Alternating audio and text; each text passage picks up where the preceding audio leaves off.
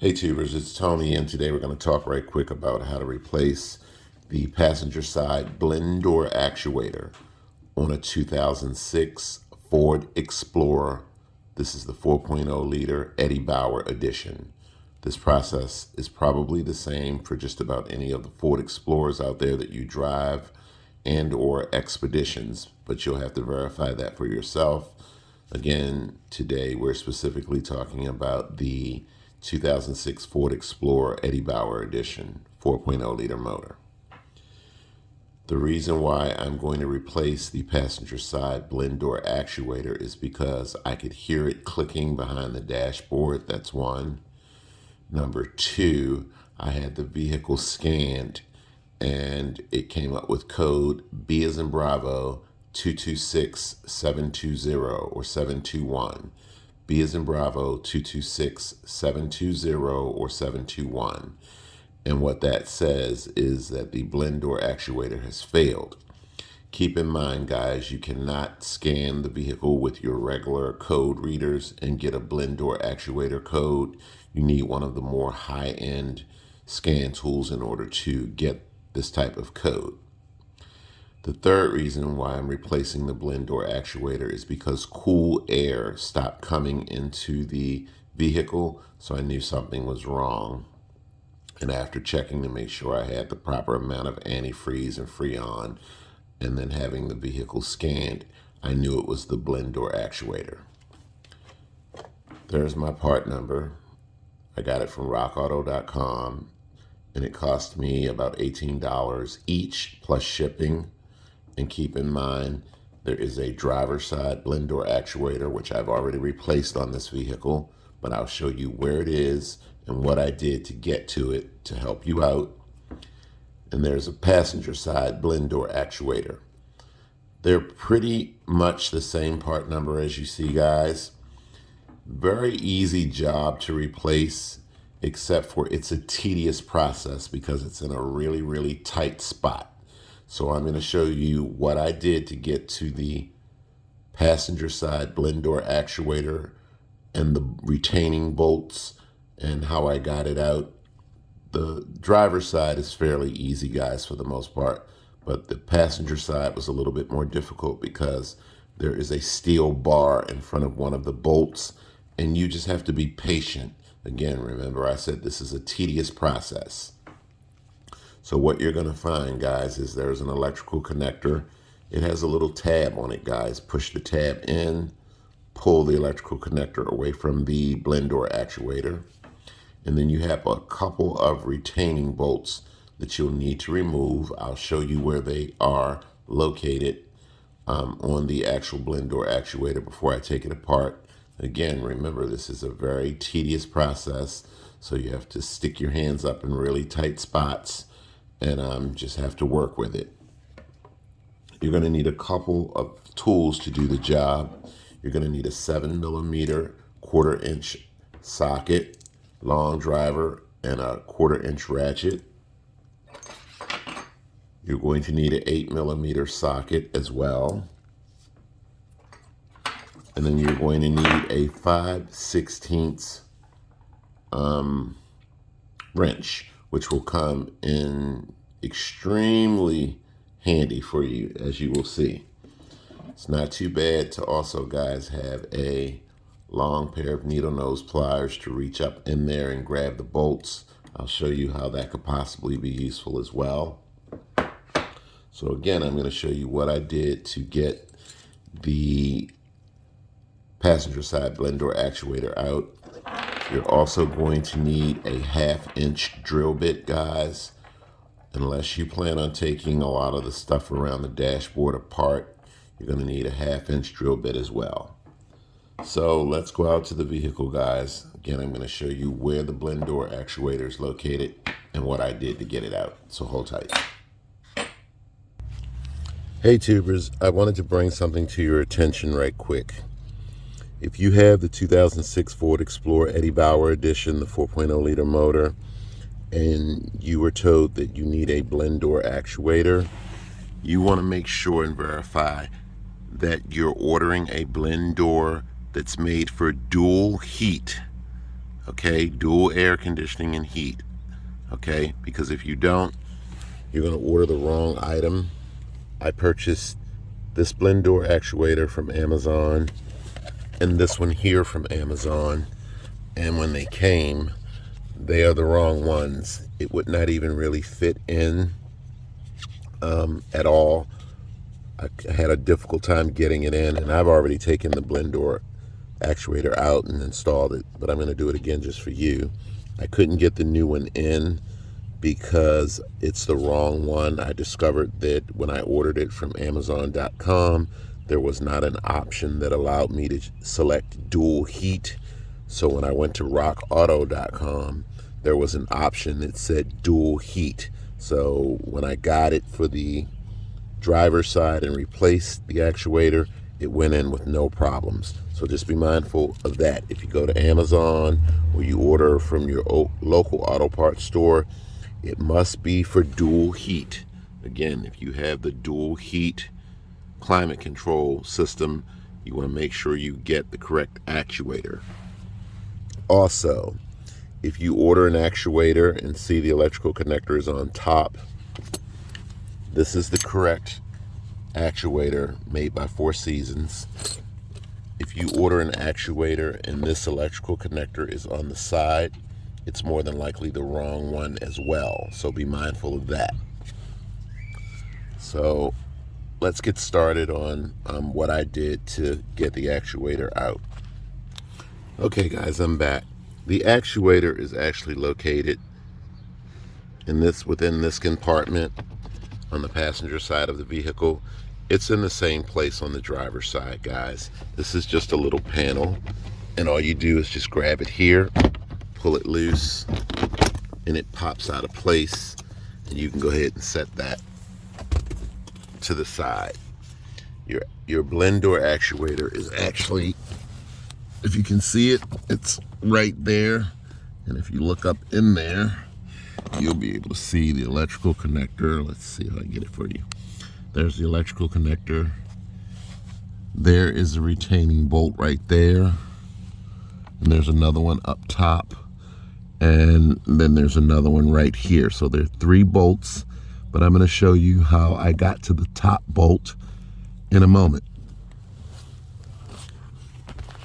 First, we're going to need to take the glove box apart, and what you do is, guys,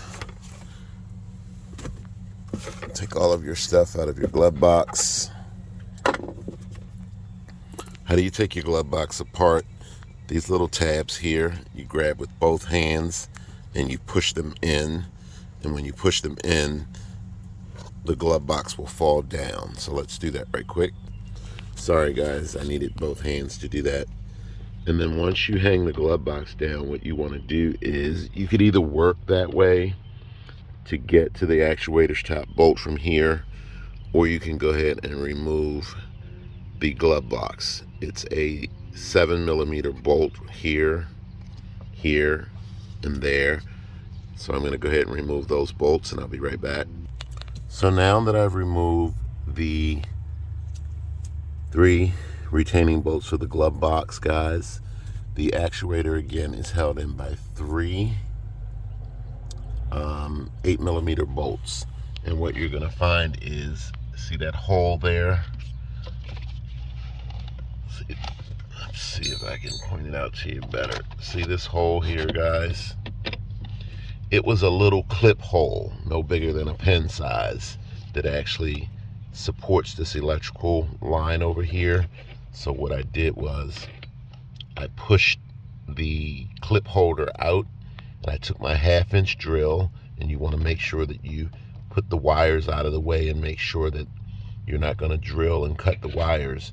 And then what I did was, I drilled a 1/2-inch hole until it broke through. You want to put on a pair of goggles, guys, because it will spit metal shavings everywhere. And then what I did was, I took my 8mm socket and a long 1/4-inch driver, and as you see, I'm now able to go through there. I can't get it because I'm holding this in my hand, but I was able to go through there and get to the top actuator bolt. And what you want to do is you want to sort of lean your head down here and look up so you can see what you're doing when you poke this through, okay? So that you get the correct bolt. So let's see if I can sort of do that and get you a picture. So there's the top. And forgive me guys, this is not the prettiest video. There's the top actuator bolt. And you'll notice, if you can sort of see that, which I know it's difficult for you. And again, remember I told you this is a tedious process, guys, but you're gonna get the point of it. You take your 8mm socket and that long driver, and as you see, again, I apologize, it's not the clearest picture, but you see what I'm doing. And then you can screw that bolt out, okay? What I do then is I screw the bolt out just enough, guys, and forgive me, camera zoom. I screw the bolt out just enough for me to take a pair of needle nose pliers and go up and grab that bolt so that it does not fall. This bolt right here, guys, that one right there, it's a tedious bolt. You'll have to take your time and work with it to get it out. The other bolt that goes right in here where my finger is, it's the same thing. You want to take your time because again, it is a very tedious process. So again, you want to take the electrical connector out. And guys, this stuff will work so much better when you don't have a camera in your hand. So let me go ahead and disconnect the electrical connector right quick. Okay guys, to kind of give you an idea of what I did. So when I pull this out, you should be able to sort of see that blend door actuator bolt back there. See it? And that's how I get to it, just like that. So see it back there. I know this is a tough spot. It's that bottom bolt. And you just basically put your 1/4 inch 8mm socket and long driver back there, and then you turn that bolt out, okay? So let me work on that because, again, remember I told you it's a very tedious process. So hold tight while I remove those bolts. And guys, remember, lefty loosey, righty tighty. Okay, tubers, also a long pair of needle nose pliers comes in handy. Remember earlier I told you, sometimes I will just unscrew the bolt just enough so that I can take needle nose pliers and go up there and get it. And that's what I've done so that the bolt doesn't fall and you don't lose the bolt. Excuse me. I'll show you a neat trick of how to put that long bolt back in using tape a little bit later. So now I'm going to work on that third bolt that's right up in here. I've already taken the bottom left bolt out, so now I need to take the bottom right side bolt out, so hold tight. And again, remember, it's an extremely tedious process. So what you're basically going to do is take your 8mm socket and your ratchet, and you're gonna have to go up in there and work just like this. Don't plan on going fast, guys, because you can't. It's not enough room, and again, you'll need both hands to help you turn the ratchet. So I'll be right back. Okay, tubers, I got all 3 bolts out, and I wanted you to know and see what I did to get to that bottom right side bolt that's up in there, okay, right there. What I did was I took a 1/4 inch 8mm socket and a 1/4 inch swivel and a long driver, and it allowed me to put it up in there and turn that bolt out. Again, this is going to work much easier and faster if you don't have a camera in your hand, but again, remember to be patient. This is a tedious process. So once you've disconnected the electrical connector, okay, once you've disconnected the electrical connector, you just basically reach up in there, guys, and grab the actuator and sort of force it out. and then it should come out with no problems. Okay, so there's the actuator. Again, forgive me guys, not the prettiest video. So there's the old actuator, and there's the new actuator by Four Seasons. Okay, this little cover here you want to make sure you put back onto the new actuator, and if you'll notice that it kind of goes on sort of like that, so make sure you put it back on that way. And then basically guys, this goes in the reverse process. You're going to have a screw here, a screw there, and a screw up there. And again, remember, that's why I drilled that hole, so that you can get access to that top bolt there. Otherwise, this bracket is in your way and you'll never get to it without taking the dashboard apart, guys. So it'll be easier just to get yourself a 1/2-inch drill bit and drill yourself a hole. Make it a whole lot easier. And again, it just goes right back in the same way you pulled it out. You'll notice that on the actuator, it has grooves in it. These grooves are meant to fit in only one way, okay? So take your time, put it in, and what you can do is just play with it. It may not go straight in like this. You may have to cock it to the side and put it in, and then you can rotate it. But do not force it in. Just put it in there until the grooves kind of catch and you know it's in. Then you can push it all the way in. Again, remember, what did I say? This is a tedious job, so take your time. So let me go ahead and put the actuator in place. I need both hands for it, and I'll be right back. Okay guys, again, I'm going to apologize again. This is a lengthy video, but I'm trying to give you step-by-step pointers as to how to get the passenger side actuator in correctly. I have the actuator in, and I wanted to show you a trick that I use. This is going to be that top bolt there. So what I do is I take tape and tape the bolt down so that it doesn't fall. Take a bright flashlight with your long driver, and I get that bolt started. You're going to have to be down here with your head looking up to make sure you're putting it in correctly with a bright light. Once I know that the bolt has grabbed a couple good turns, I then pull it away, and it'll pull the tape back with the socket. Then you can remove the tape, and then you can go back and bolt this down. When you bolt your 3 bolts down, they don't need to be super tight, guys, just nice and snug, and then back off. So let me kind of show you that the new actuator is in there. And FYI guys, you're going to know that the actuator is the wrong actuator if you put it in there and it doesn't line up with its mounting bolts. Then you have the wrong actuator. I've already done that. And remember, this vehicle has the dual climate control. And remember earlier I said I ordered the wrong ones from Amazon because it did not give me the option to select dual climate control. So it came wrong, and when I stuck the actuator in there, the mounting holes would not line up. That was another red flag that something was wrong. So let me go ahead and put these bolts in, and I'll be back. So see guys, I'm giving it a couple good turns, and now I'm going to pull back, and there's the tape, and now I can remove the tape and then go back and tighten that bolt down when it's time.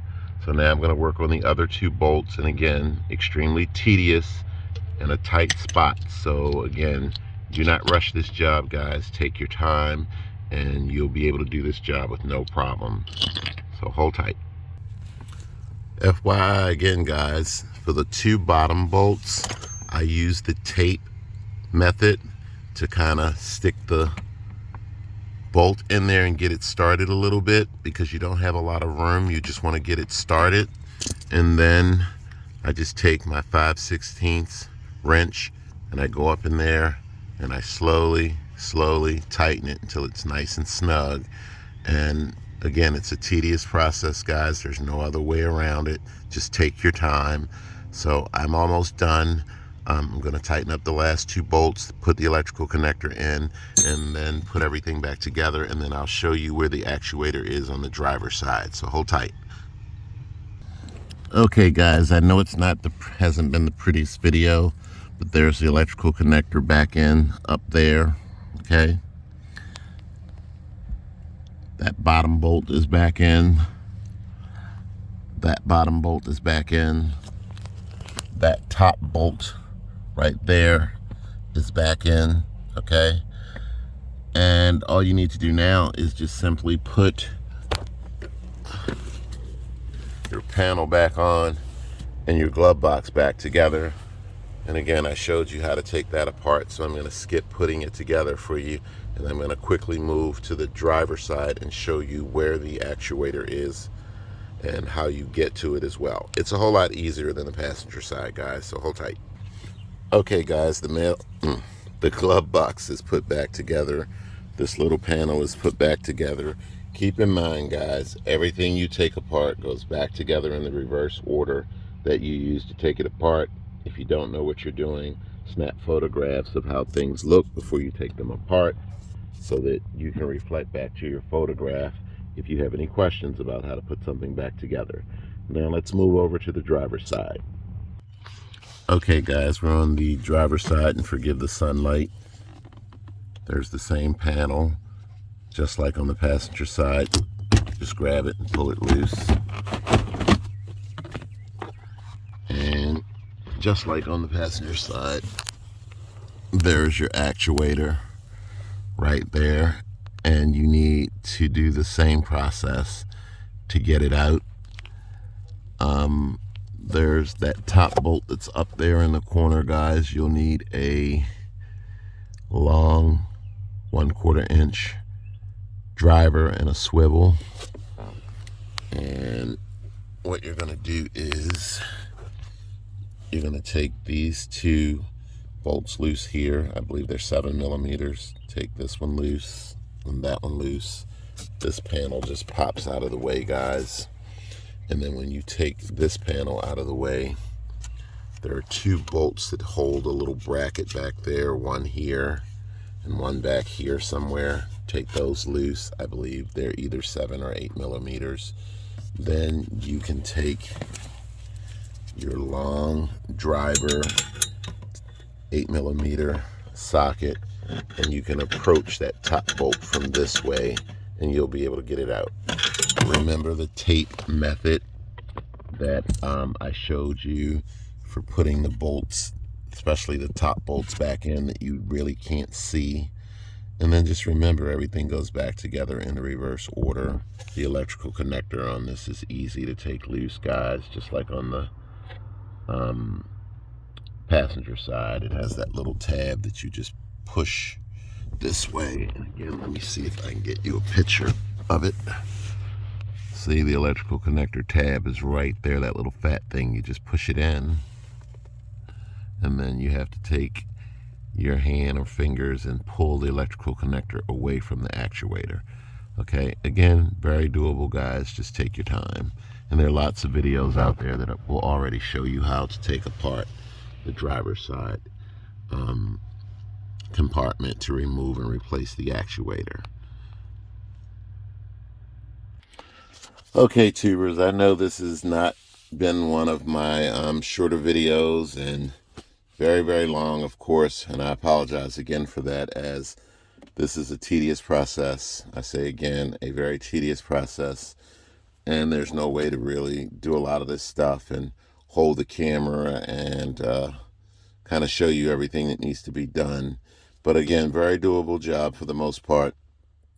I apologize again for the length of the video. I hope it has been helpful to you. And remember, just take your time. You'll be able to do this. If you have big hands, you'll really need to take your time, because again, there's not a lot of room up in there to work with if you have big hands. So thanks for watching, guys. Apologize again for the length of the video, and take care. Catch you next time.